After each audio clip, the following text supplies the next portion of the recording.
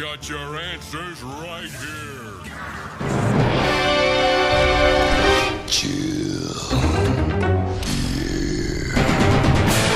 Hello there, gang, and welcome to another episode of Displaying-Model-Behaviour, the Earth's mightiest video podcast. So take off your pants, crack a beer, and let's talk toys. Let's talk about the Hasbro Retro X-Men Marvel Legends Avalanche figure. Hoo-ha, I told you I was going to do this, and now we're doing it. But you know what? Your time is valuable, unlike this figure. So I'm not going to waste too much of it talking about him, because that's it. Look at him. What else can a reviewer tell you that you can't already see yourself? That's it. Okay, thanks for watching. But it is. This is the... Is it the lowest of the wave? I don't know. But I'm not going to, rag too much on this figure, because, it's low-hanging fruit. It's too easy. Alright, so we're going to do a proper kind of review, but there's just not very much to say about him, because there's not a heck of a lot going on here. The difficulty with Marvel Legends will always be the price now, because they've shot up so much. If this was $20, like it was, a year or so ago, it would be fine. It would be unspectacular. A bit underwhelming, but it would be okay.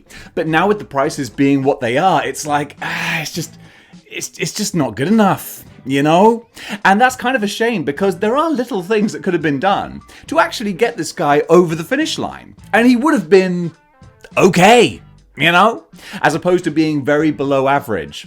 The body itself, the stature of this guy is fine. I'm trying to figure out what body this is. Obviously, it's bigger than Vulcan and bigger than Sunfire.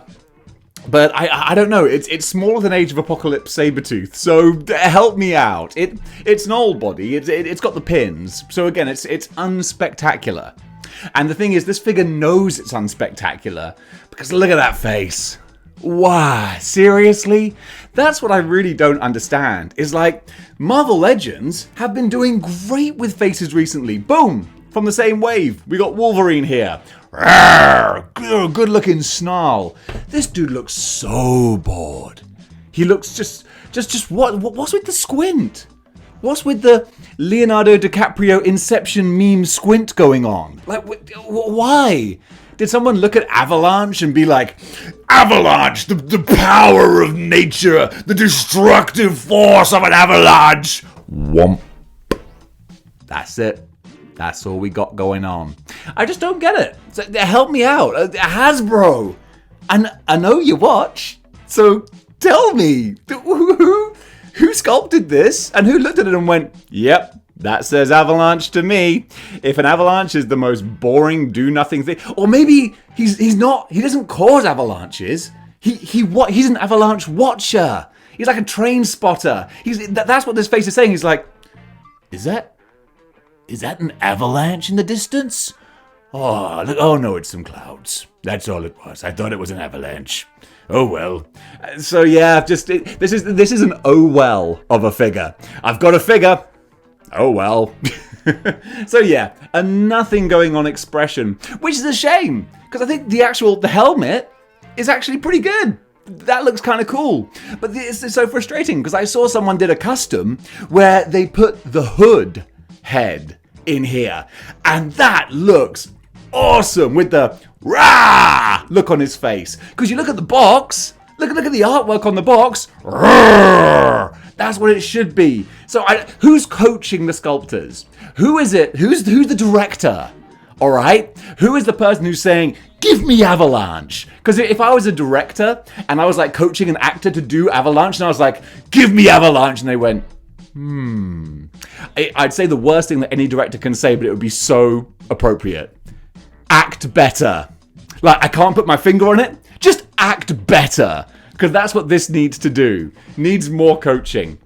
But yeah, the hood head under this, unfortunately, it's not an easy custom. You gotta obviously remove this mask with scalpels and knives and things, and you gotta shave down the top of the hood's head and shave the inside. It's a ball ache to do, but it did look good. Boy, I really hope I can find a picture of this custom now. Otherwise, you're like, thanks a lot, Dave. I'll just imagine what that looks like. So that's the head, and then the body. Is there no paint? Is it just blue plastic and silver plastic? I think that's the case, because it's pretty unspectacular. At least he's got the sculpting of his, like, armor, but that's it. And then he's got the hands. He's got fisted hands as well, but come on. With being, Avalanche, like, seismic powers, some seismic, like, power effects would have looked quite nice. Some circles or a crackle or anything. But no, we're not getting that. I suddenly realized, like, Earthquake would have made a much better name for him, because Avalanche is specifically snow. And, like, how many times has he ever fought in snow before? Earthquake would have been better. I guess it was trademarked, John Tenta was many years from debuting in WWE, but someone else must have had the trademark for Earthquake, so we got Avalanche instead. Again, like, runner-up name, runner-up figure. And then so I can do my impression of a proper action figure reviewer, we have some marbling on here, that's not very good. Articulation is fine, because it's a Marvel Legend. Generally good articulation. Yeah, so that's thumbs up there for that. There you go. But besides that, yeah, not much of much. Let's give him a grade, shall we? So for packaging, because he's in the lovely retro packaging, I'm going to give him a very nice 7 out of 10. Articulation, he's a decent Marvel Legend in this regard. So again, for articulation, gets a 6 out of 10. Paintwork, virtually nothing to speak of, and the paint that's on the face still has that lipstick kind of problem with it, so he's only getting a 1 out of 10. Innovation, what innovation has gone into this figure? Goose egg, 0 for innovation. Value for money at the current Marvel Legends price point, with no decent accessories besides the fist, and so little going on in general, this guy gets a 2 out of 10 in value for money.